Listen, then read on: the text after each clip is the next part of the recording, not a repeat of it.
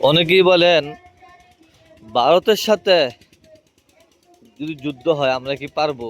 আমরা পারবো না, কারণ ভারতের রয়েছে পারমাণবিক বোমা, আমাদের তো পারমাণবিক বোমা নাই। আমি বলি আমাদেরও পারমাণবিক বোমা আছে, আর আমাদের পারমাণবিক বোমা বানাতে লাগবে মাত্র একদিন। একদিনও লাগবে না। কিভাবে? আপনারা জানেন ভারত পাকিস্তানের সাথে সৌদি আরব একটি চুক্তি করেছে, সামরিক চুক্তি। এমন একটি চুক্তি যদি আমরা পাকিস্তানের সাথে করতে পারি, তখন পাকিস্তানের পারমাণবিক বোমা ওইটা আমাদের নিয়ন্ত্রণে চলে আসবে।